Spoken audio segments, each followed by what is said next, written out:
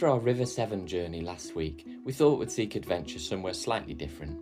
This is Monsal Head in the Peak District. There's a walking route here that's about 5k in length and is mostly quite flat. You can find details on Sam Cully's channel I've tagged here.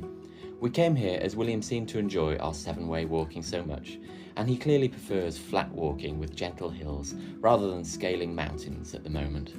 After all his recent practice, I was hopeful that William might want to do much of this walk on foot. It certainly started well as we went downhill from the Monsal Head starting point. After maybe half a mile though, he was ready for our usual shoulder time. Thankfully, I think our walks last week have built my tolerance for this, so we both continued to have a comfortable stroll. Before too long, we reached something that William definitely wanted to be on foot for, an opportunity for water play. I switched his shoes for sandals so he could have a paddle, which he seemed to love. In the meantime, Mummy got set up for our lunch on the opposite bank, and we did eventually manage to cross the bridge and join her. William sat for maybe half of his lunchtime, and then continued eating on the go. I guess there was just too much to see and do to be still. After lunch and a quick wrong turn that led us onto a more restricted path, we continued on our planned route.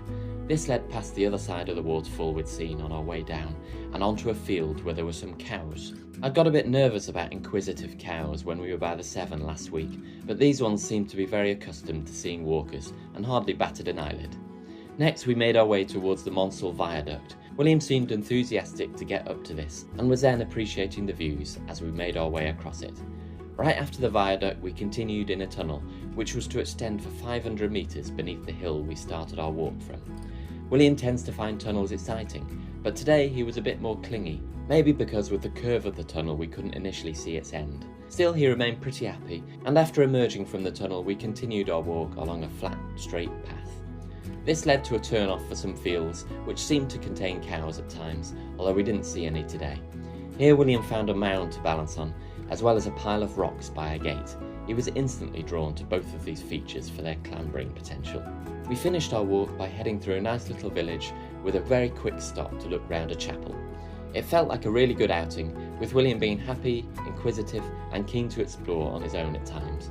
Towards the end we decided to have a pub stop and communicated this to William, which I think he understood. Our pub visit also worked out well, with William sitting long enough for my wife and me to have a drink, thanks largely to his own pub purchases. He was then off to explore again before too long.